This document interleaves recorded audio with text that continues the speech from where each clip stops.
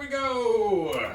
Hey, everybody. Hello. So we started about a month ago a virtual suggestion box, which is where you can send in any ideas, comments, concerns that you have. And we get them online, but we like to put have... them in a box. Or an urn, I guess. This is a Rwandan basket.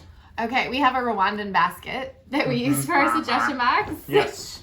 So we're going to talk about the ones we've seen come in since our last time and give a quick update on some of the other ones and how those have been worked on. Yeah. All Sounds right. good. Let's do it. You ready? So how about we'll start from the very end and we'll work our way backwards. You ready? Perfect. Okay.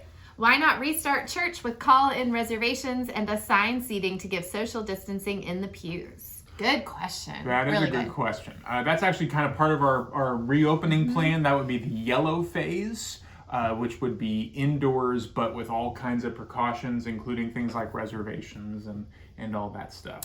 But the new development this week is we are going to our orange phase of our reopening plan on October 11th, which is where we will gather for worship, but we're going to start by gathering outside with masks and distancing because we're not scientists by any stretch. But we trust people who are scientists. We trust them, and what they're telling us is that it's something like 20 times safer outside because the virus can go somewhere instead of just hanging out in the room. Right. So it's much safer for us to gather outside. So October 11th, we will have outdoor worship with masks and distancing, so keep an ear out. Yeah.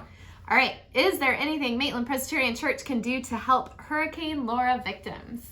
That's a great question. Yeah. There's just so much going on in the world, like it's hard to keep track of like all the things we could be doing to help. But there actually is a way you can help.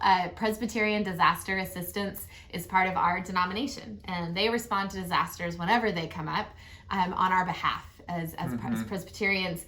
So easiest way for you to find it, if you Google Presbyterian Disaster Assistance Hurricane Laura, it will take you right to a landing page, and you can donate to a specific account number that will only go to help victims of Hurricane Laura. So you can donate today by going to Presbyterian Disaster Assistance, and that's part of our denomination. And they put like feet on the ground in those communities to work with local churches and folks that help.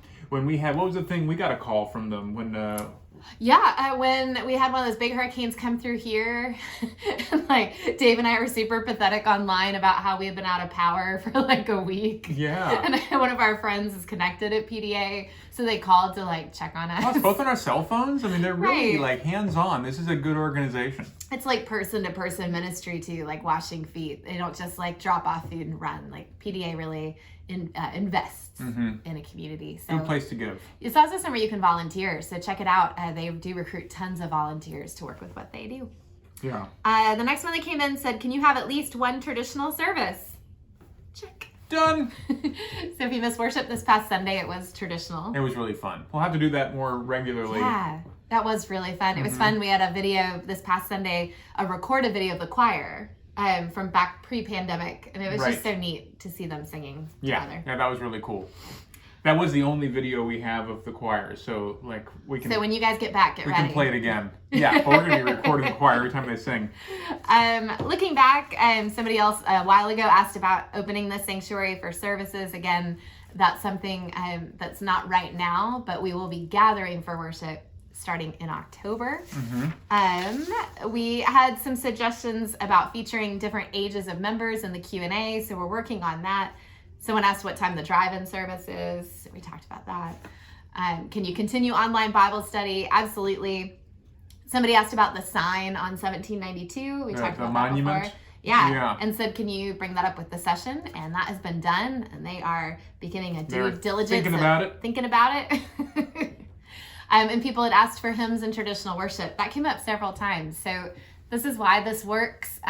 You all asked for traditional worship, and it happened. So keep the suggestions coming. Anything else you want to add? No, just, Say bye from the suggestion bye. box. Feed me. Yeah. We need your suggestions. So on the bottom of your church email, you can click on suggestion box. It'll take you right to a little thing. You type it in, and we get them right away. We would love to hear from you. Sounds like a plan. All right. Thanks, everybody. Bye. Bye.